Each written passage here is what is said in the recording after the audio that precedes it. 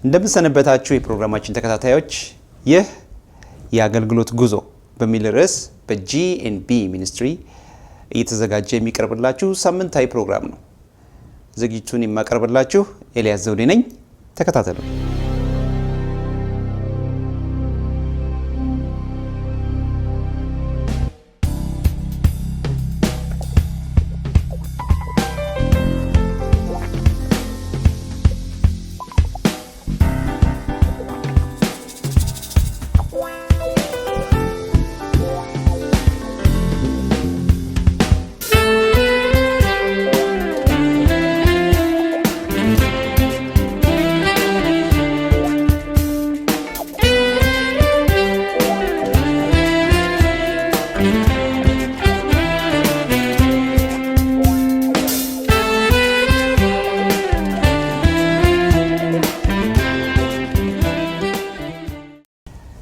ያለፈው ሳምንት የአገልግሎት ጉዞ ክፍል 1 ፕሮግራማችን ላይ ጌታ ያውቃልና ብሩክታይት ወደ ዝማሬ አገልግሎት ከመግባታቸው በፊት የዛሬ 30 ዓመት በቤተክርስቲያናቸው በነበረ የመዝሙርና የሙዚቃ ኮሚቴ በሚባል ለዚህ የዝማሬ አገልግሎት ምን ያህል ብቁ እንደሆኑ የተለያዩ ሙዚቃ የሆኑ ፈተናዎች እንደተሰጣቸው አንስተን ነበር።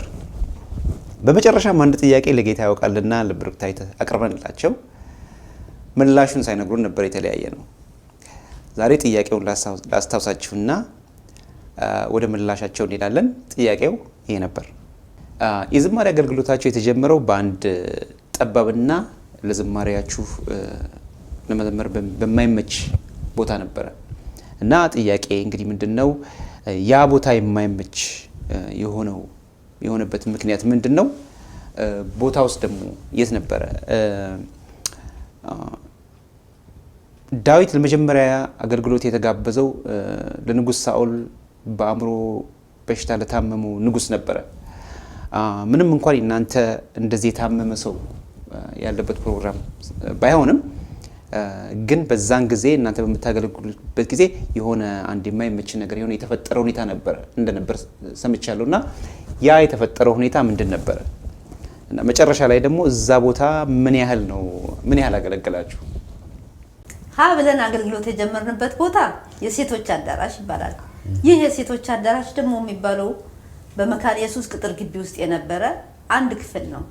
በዚህ በሴቶች አዳራሽ ውስጥ እድሜያቸው ገፋ ያሉ እናቶች፣ በመካከለኛ እድሜ ውስጥ ያሉ ሴቶችና እናቶች ብቻ ሆነው በየሳምንቱ ሮብ የሚሰባሰቡበት አዳራሽ ነው እና በዚህ አዳራሽ ውስጥ እነዚህ እናቶችና ሴቶች ዛዝር ተሰባስበው ጥጥ ይፈትላሉ፣ ለጌታ ራት የሚሆን ህብስት ያዘጋጃሉ፣ ጥልፍ ይሰራሉ፣ የተለያዩ የእጅ ስራዎችን ይሰራሉ፣ የልብስ ስፌት ይሰፋሉ፣ ሻይ ይፈላል፣ አምባሻ ተጋግሮ ይቀርባል፣ ይጠጣል፣ እየተበላ ስራቸውን ይሰራሉ እና በተጨማሪ ደግሞ ያለማቋረጥ የስብሐት ለአምላክ መጽሐፍ አጠገባቸው አለ።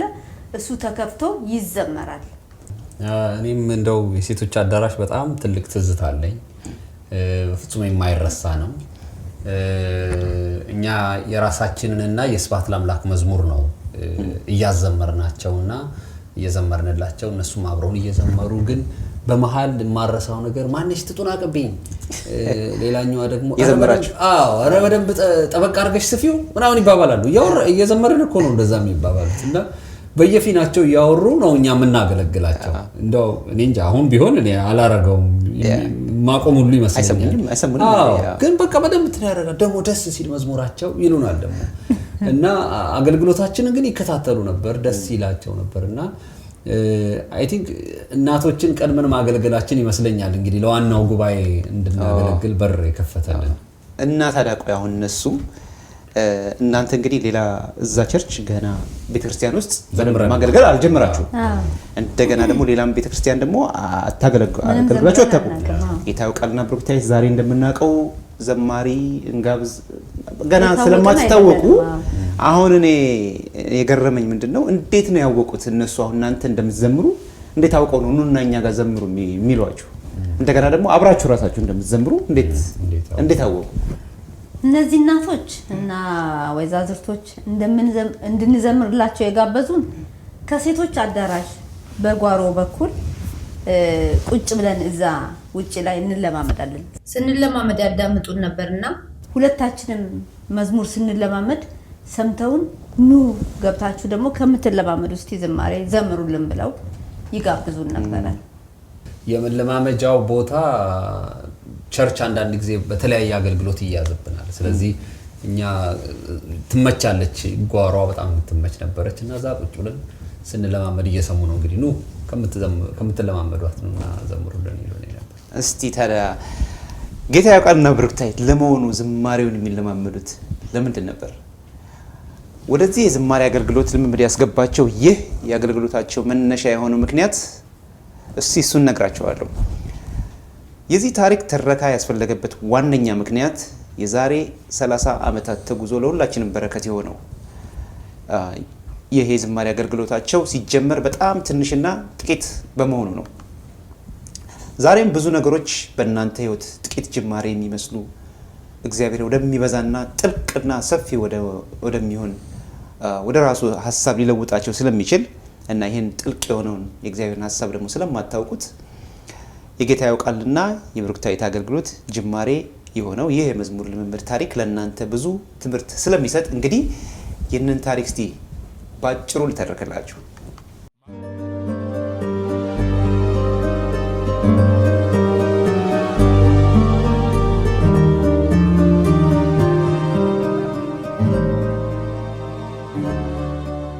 ብሩክታይት ያደገችው በጉላሌ አካባቢ ነው። ጌታ ያውቃል ደግሞ የፈረንሳይ ለጋሲዮን ልጅ ነው። እነዚህን ሁለት ወጣቶች ያቀራረባቸው አንድ በአስቸኳይ እንዲሰራ ያስፈለገው ጉዳይ ነው። ያ የተፈለገው ጉዳይ ይህ ነው። የብሩክታይት ቤተሰቦች በአካባቢያቸው ቅርብ በነበረው የሰፈረ ገነት ቤተክርስቲያን ወይም ድሮ በተለምዶ የፊንላንድ ሚስዮን በመባል በሚታወቀው ቤተክርስቲያን ውስጥ ያመልኩ ነበር። ብሩክታይት ደግሞ ከልጅነቷ ጀምሮ በሰንበት ትምህርት ቤት የመዘምራን ቡድን ውስጥ ታገለግል ነበር። ብሩክታይት በልጅነት እድሜዋ በሰፈረ ገነት ቤተክርስቲያን በሰንበት ትምህርት ቤት ስትማር ያስተምራት የነበረው ሰውና የመዝሙር ማሰልጣኛቸው የነበረውን ሰው ይህ የ30ኛ ዓመት የአገልግሎት ጉዞ ፕሮግራም ሲዘጋጅ ብዙ ዓመታትን ወደ ኋላ ዞሮ ያለፉትን ታሪኮች እንዲያስታውስና እንዲያጫውተን በአሜሪካን ሀገር ከሚኖርበት ከሳክራሜንቶ ከተማ በስካይፕ አግኝተነው ስለዛን ዘመን እንዲያጫውተን ጋብዘነዋል። ይህ ወንድም ሰይፉ ኢብሳ ይባላል።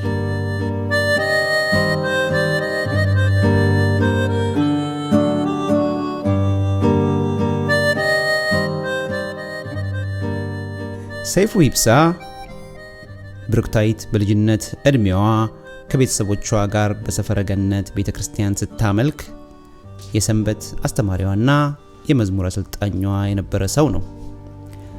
ዛሬ ያለችውን ብሩክታይትን ሳይሆን ልጅ የነበረችውን በማንም አይንና ጆሮ ያልገባችውን ልጅ ውስጧ ምን ይኖር አይኑር የማይታወቀውን ልጅ እንዴት ወደዚህ ዛሬ ወደ ደረሰችበት አገልግሎት መስክ እንድትገባ በሕይወቷ መንፈስ ቅዱስ ይህንን ሰው ተጠቅሞ የሰራውን እንግዲህ ያጫውተናል።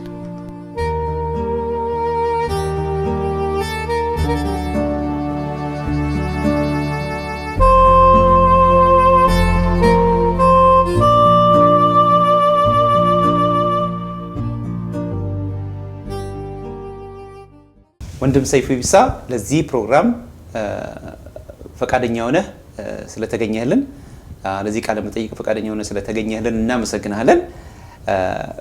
በጌታ ያውቃልና በብሩክታይት የ30 ዓመት የአገልግሎት ጉዞ ፕሮግራም ላይ እና በአገልግሎታችሁ ታሪክ ውስጥ ትልቁን ስፍራ የሚወስደው አንተም በብሩክታይት መንፈሳዊ ህይወትና አገልግሎት ውስጥ በዛን ዘመን ከእናንተ ጋር የነበሩት አገልጋዮች ያደረጋችሁት አስተዋጽኦ ነው። እስቲ ብሩክታይትንስ እንዴት ነው ወደ ሰንበት መዘምራን ውስጥ ልታካትታት የቻልከው? ይህንን ነገር እስቲ ብታጫውተን። በጣም ጥቂቶች ነበርን እና በየሳምንቱ እሑድ እየመጣን እናገለግላለን። ማለት እኔ ኳየር ውስጥ ነበርኩኝ። የእግዚአብሔርን ቃል እንማራለን። ከዛ ያለፈ ነገር ምንም አይነት አክቲቪቲ አልነበረም ቸርች ውስጥ እና ልጆቹ የሚመጡት ተማሪዎች ምናልባት በግምት 100 እንደዚህ ይሆን ይሆናል እና ከዚያ በኋላ 9 ሆነን ጀመርን እና ቅዳሜና እሑድ እናስተምራለን። ቅዳሜ በዛን ጊዜ ረዱ የነበሩ ማለት በወርልድ ቪዥን በኩል እነሱን ቅዳሜ እናስተምራለን። እሑድ ቀን ደግሞ መርካቶ ስለሆነ አካባቢው ብዙ ልጆች ይመጣሉ ቤተክርስቲያን ውስጥ ወይ ሽልማት ፍለጋ ወይ ሙዚቃው ደስ ይላቸዋል ትምህርቱ እና መጽሐፍ ቅዱስን ለማስተማር በጣም አመቺ ነበር እና ሁላችንም በያለንበት ክፍል ወስደን እናስተምር ነበር።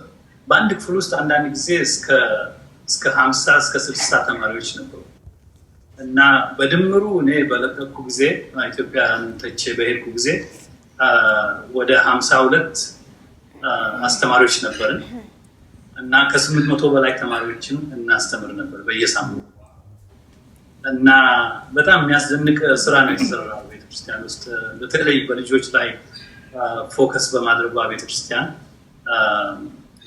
በተለይም ፓስተር ግሩይ ትልቅ ስራ ተሰርቷል። ግን ማጋነን አይደለም። እሺ ታዲያ ይህን መዝሙር ከምታስተምራቸው ልጆች መካከል መዝሙር የመድረስ ችሎታ የነበራቸው ስጦታው የነበራቸው ልጆች ነበሩ? ከዚያ በኋላ ግን መዝሙር እየደረሱ መምጣት ጀመሩ እንደነ ብሩክታይት፣ አዲስ ዓለም እና ሌሎችም እና በጣም እየተገረምን መጣን እኛም ራሳችን እና ከነዚህ ከመዝሙር ታዲያ መጽሐፍ ከሚችሉት መካከል ብሩክታይት ስጦታ እንዳላት ታዲያ እንዴት አወቅህ አንተ? እንዴት ነበር ያወቀው?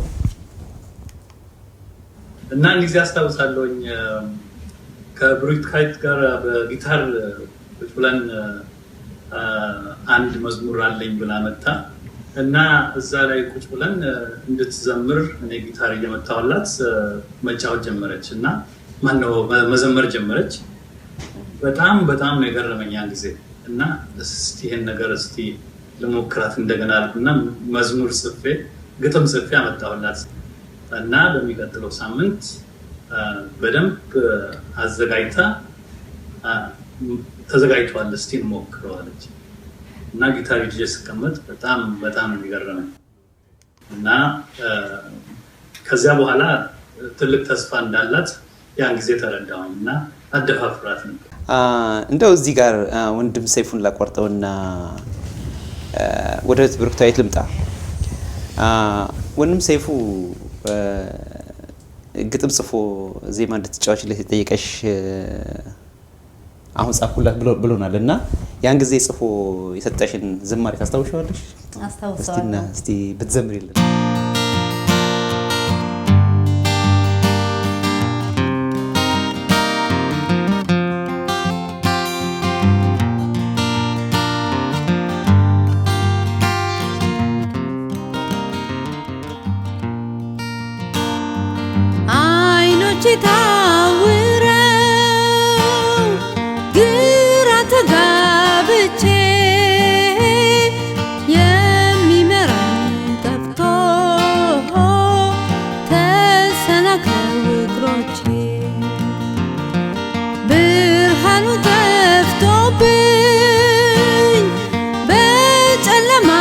ስጓዝ በመሃል መንገድ ላይ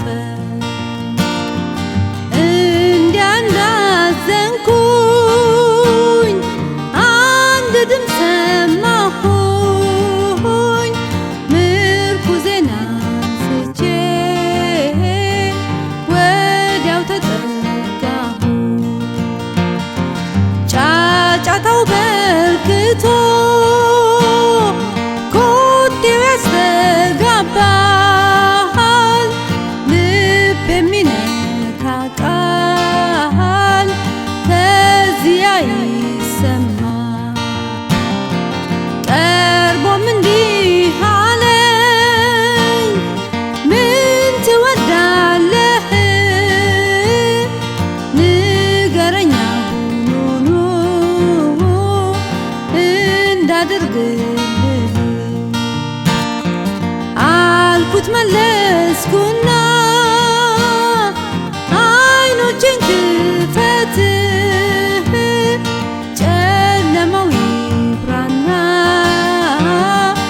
አንተን ልመልከት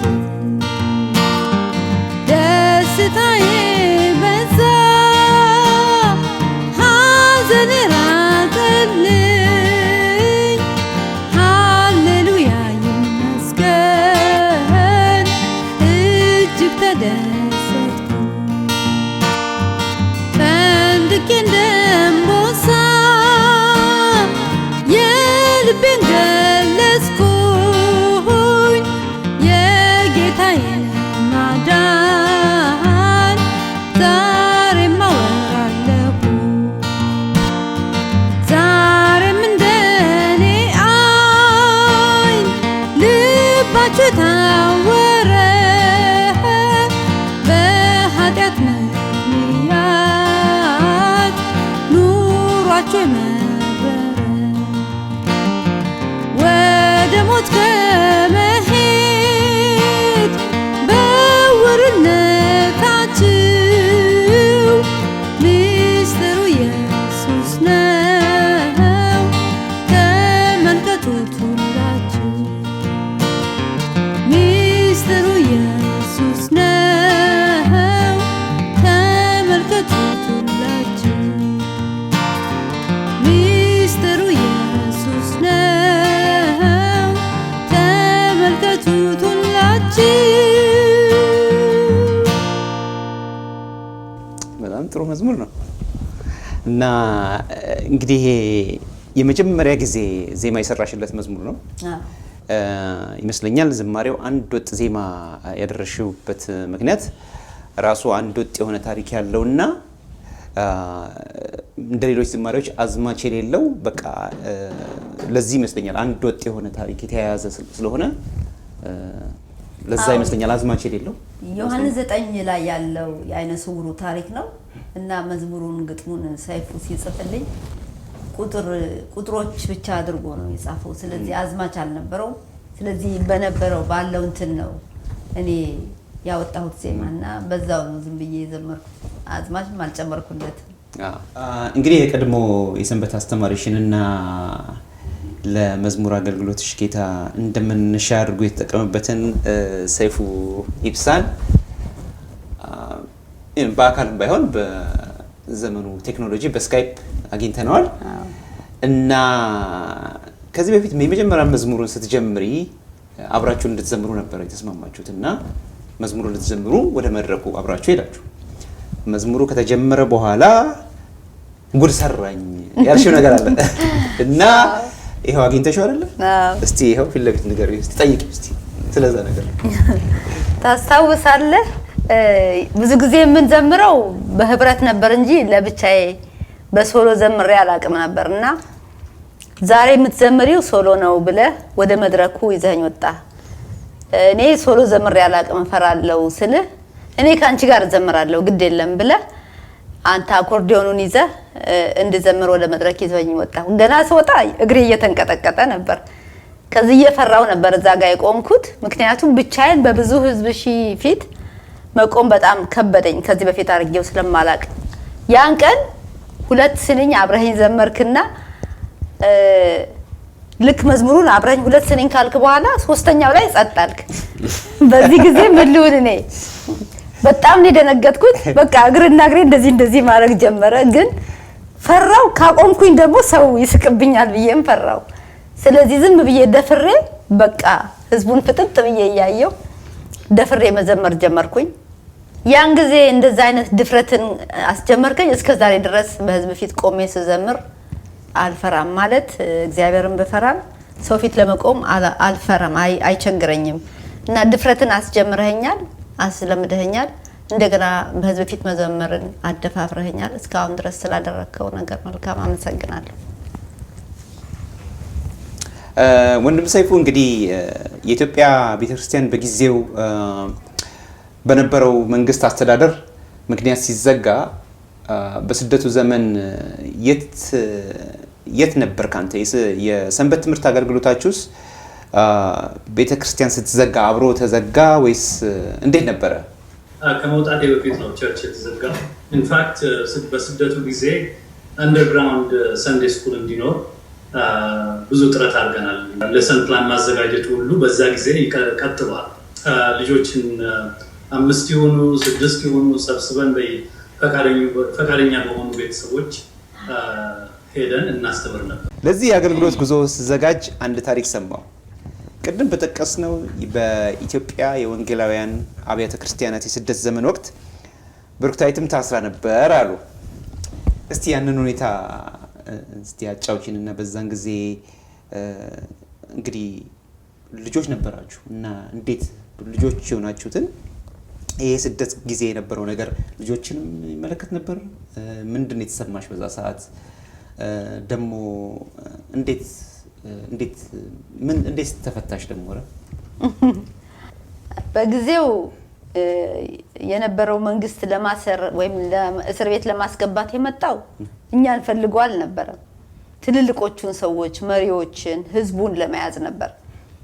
እነሱ ብዙ ጊዜ የሚያደርጉት የትልልቆቹ ፕሮግራም ጠዋት ነው፣ የኛን ከሰዓት ነው የሚያደርጉት የሰንዴ ስኩሉን። ስለዚህ እኛ ከሰዓት ነበረን፣ እነሱ ተላለፉ። ለመያዝ የመጡ ትልልቆቹን ነው ያገኙት ትንንሾቹን ነው። ስለዚህ በዛን ሰዓት ያገኙትን በቃ በንዴት ነው መሰለኝ ሰብስበው ይዘውን ሄዱ እና ይዘውን ሲሄዱ የኔ ትንሽ እህት 1 አመቷ ነው፣ እሷ እንኳን አልቀረችም። ሁላችንንም ሰብስበው ይዘውን ሄዱት። ያገኙት በጊዜው የሰንዴ ስኩል አስተማሪዎችንና እኛም ብቻ ነው እና ይዘውን ሄዱ። ሰው የለም፣ ሌላ ትልልቅ ሰው ምንም የለም።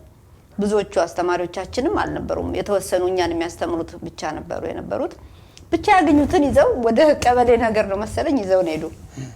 በዛን ሰዓት እኛ አስተማሪዎቻችን ሲያስተምሩን የነገሩን ነገር አለ፣ ስለ ጌታ ዋጋ መክፈል የሚባል እና አእምሯችን ውስጥ የከተቱት ነገር ለጌታ ዋጋ መክፈል ትልቅ ነገር እንደሆነ ያንን ስለነ ጳውሎስ ሲያስተምሩን የተገረፉትን፣ የታሰሩትን፣ የከፈሉትን ዋጋ በደንብ አድርገው ስላስተማሩ ዋጋ መክፈል የሚለው ነገር ውስጣችን ስለነበር ደስ ብሎን ነው እኛም ሄድ ነው።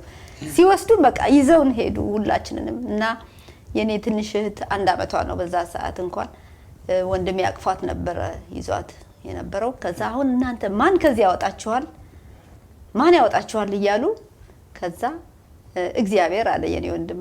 እንዴት አድርጎ ነው የሚያወጣ? በእናንተ በኩል አላቸው። ከዛ ፈን ነገር ሆነባቸውና በቃ ስቀው አሁን እሷን ስላቀፈ እሱንና ሌሎች በጣም ትንንሽ የሆኑትን አስወጣቸው። ትንሽ ከትንሾቹ ከፍ ያለውን እኛን ደግሞ እዛ ተውን ማለት ነው። ከዛ አስገቡን፣ አደረን ማለት ነው። በቃ ቤተሰብ ሲሰሙ በጣም በቃ ደነገጡ። ምክንያቱም አላሰቡም እኛ እዛ እንገባለን ብለው ምን እንደሚያደርጉ። በቃ ትንሽ የተወሰነ ቀን እዛ አደረን። ምን ለብሰው ነገር ምናምን አመጡልን፣ ምግብ አመጡልን፣ እንዘምራለን፣ መጽሐፍ ቅዱስ እዛም ያስጠኑናል። በቃ እንደውም መደሰት ጀመርን እዛ ውስጥ ሆነን። ከዛ እዛ ቆይተን አባቴ ምን እንዳደረገ ባላቅም በጊዜው መጥቶ አስወጣኝ ማለት ነው። ጌታ ቃል ታስረን እኔ ከቤት እንዳትወጣ ተብዬ እኔ የምር ታስሬ ነበር። እኔ 5ኛ ክፍል እያለሁ ሌባ ነህ ስናረጆክ የምር ነው። ግን ዋናው ስለናንተ ስለሆነ እሱን ሌላ ጊዜ እንጫወታለን። እና ይህን ታሪክ እንድታጫውችን የፈለኩበት ምክንያት ምንድነው? አሁን እንዳካፈልሽኝ ለጌታ መሰደድ፣ መታሰር እና መሰቃየትን እንደ ትልቅ የክርስትና መለኪያ እንድትወስዱት ያስተምራችሁ ነበር ማለት ነው። በአሁን ዘመን ደግሞ ስለ ጌታ መሰደድ፣ መታሰር አይደለም መሰረብ የማይፈልግበት ጊዜ ነው እና እንደዛ አይነት ዘመን ላይ ያለ ነው። ይህ አስተሳሰብ ትውልዱ ያጣው ነገር ስለሆነ ወደ ቃሉ ሐሳብ ወጣቱ ትውልድ እንዲመለስ በዚህ መልእክት በዚህ አጋጣሚ ይህ መልእክት ቢተላለፍ ደስ ይለኛል። እና ወደ ወንድም ሰይፉ ልመለስና እንግዲህ ወደ አሜሪካን ሀገር ከመጣ በኋላ ቤተክርስቲያን የነበረውን አገልግሎትና የሰንበት ተማሪዎችን ሁኔታዎቻቸውን ደብዳቤ በመጻፍ ትከታተል እንደነበር ሰምቻለሁ። እንደውም ዛሬ ላለው ለጌታ ያውቃልና ለብሩክታይት አገልግሎት መነሻ የሆነችውን ደብዳቤ የጻፍከው በዛን ወቅት ነበር። የጌታ ጥሪ ያለባቸው የምትላቸውን ሰዎች በደብዳቤ መክሊታችሁን አትጣሉ፣ ጸጋችሁን አትቅበሩ ትላቸው እንደነበረም ሰምቻለሁ። ታዲያ እስቲ የዛን ጊዜ በምጽፍበት ጊዜ የነበረውን እስቲ በአእምሮ የሚመላለሰውን ነገር ስለ ደብዳቤ ስጽፍ ይሰማ የነበረውን ነገር ካንተ ለመስማት ስለፈለኩ ነው ይሄንን ጠይቀህና እስቲ ስለዛ ጊዜ አጫውተን። እንግዲህ ከኢትዮጵያ ከወጣሁ በኋላ ብዙ ግንኙነት ነበረኝ። በተለይ ቢያንስ ለ2 ዓመት ለ3 ዓመት ያህል ከብዙዎች ጋር እገናኝ ነበር እና በዚያ መሰረት ከብሩክታይት ጋር እንደዚሁ ደብዳቤ እንለዋወጥ ነበር እና ከጻፍኳቸው ደብዳቤዎች አንዱ ትዝ የሚለኝ አገልግሎቷን እንድትቀጥል ማደፋፈር ነበር እና አንድ የመጣልኝ ሀሳብ ምናልባት ይረዳት እንደሆነ ለእኔም ቅርስ ነው ብዬ በካሴት ለምን አዘጋጅተሽ አትልክልኝም ብዬ ጠየቅኳት እና ከዛ በኋላ የሆነው ታሪክ ይገርም ነው። እሺ እንግዲህ ወንድም ሰይፉ ይብሳ ደብዳቤ ጻፈልሽ እና ያንን የመጣልሽን ደብዳቤ እንዴት ነው ያስተናገርሽው? እንዴት አየሽው እና ምን አይነት ምላሽ እንደሰጠሽ እስቲ ንገሪኝ። ሰይፉ ወደ አሜሪካን ሀገር ከመጣ በኋላ ደብዳቤ ጻፈ እና ለኔ ደረሰኝ እና ደብዳቤውን ቁጭ ብዬ ሳነብ አባቴ መጣ። ምንድነው የምታነቢው አለኝ። ደብዳቤ ማን የጻፈልሽ? ሰይፉ ይብሳ። ምንድነው የጻፈው? የጻፈውን ደብዳቤ አነበብኩለትና ግን ግራ ገብቶኛል። መክሊትሽን እንዳትቀብሪው፣ እግዚአብሔር የሰጠሽን መክሊት ጠብቂው የሚል ነው። መክሊት ምንድነው? መክሊት ግራ ገባኝ። ትርጉሙን በደንብ አልተረዳሁትም። አባቴ ምንድነው መክሊት ማለት ብዬ ስጠይቀው መክሊት ማለት እግዚአብሔር የሰጠሽ ስጦታና አገልግሎት ነው፣ ስለዚህ እሱ እንዳትቀብሪው ማለቱ ነው ብሎ አስረዳኝ።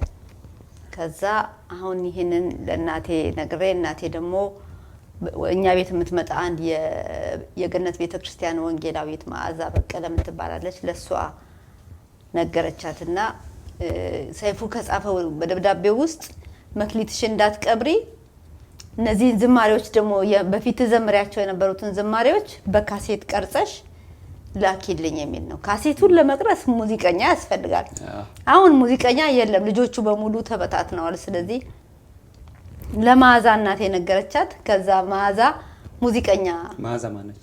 መዓዛ በገነት ቤተክርስቲያን የምትገኝ የወንጌል አገልጋይ ናት እና ለሷ ስትነግራት የሷ ወንድም ዩኒቨርሲቲ ተማሪ ነው፣ ከሱ ጋር የሚማር ልጅ ሙዚቀኛ እንዳለ ነገረቻትና እሱን አነጋግረዋለሁ፣ እሱን ጠይቄው እነግርሻለሁ አለችኝ። አውቀነዋለን ወንድም ጌትሽ ነው አይደል? አይደለም ጌታ ያውቃልን። በዛ ጊዜ የማውቀው ከቤተሰቡ ጋር ሲዘምር ነበር። እሺ እና እኔ ላስቀዳው ላሰብኩት ስራ ያሰብኩት ሰው ዳንኤል ተስፋ ይባላል። በጊዜው 5 ኪሎ ኢንጂነሪንግ ተማሪ ነበርና እዛ እሱን ነው እንግዲህ አነጋግራ ልትመጣ ቀጠሮ ያዘችልኝ የነበረው። እሺ እና ታዲያ አቶ ጌታ ያውቃል ከየት መጡ ታዲያ? ምን ተፈጥሮ ነው? አሁን እንግዲህ ከዳኒ ያልሽ ዳንኤል ተስፋዬ ጋር ነው ቀጠሮ ያዘችልኝ እና ከሱ ጋር ነበር ልትለማመዱ የነበራችሁት። ግን ምን ሆነና እንዴት አሁን ጌታ ያውቃል ከየት መጣ? የዝግጅታችን ተከታታዮች ጌታ ያውቃልና ብሩክታዊት እንዲተዋወቁ ምክንያት የሆነውን ታሪክና የሌሎች ጥያቄዎች ምላሽ በሚቀጥለው ሳምንት ይዤላችሁ ቀርባለሁ። ጌታ ያውቃልና ብሩክታዊትን ጠይቅልን ብላችሁ በስክሪኑ ላይ በምታዩት የኢሜል አድራሻ ብዙዎች የምትልኩልኝን እያካተትኩ ሲሆን ሌሎች ተጨማሪ ጥያቄ እንዲጠየቁላችሁ የምትፈልጉ አሁን መላክ እንደምትችሉ አሳውቃችኋለሁ። እንግዲህ በሚቀጥለው ሳምንት በሌላ ዝግጅት እስከምንገናኝ እስከዛው መልካም ሳምንት ይሁንላችሁ። እግዚአብሔር ከሁላችን ጋር ይሁን። አሜን።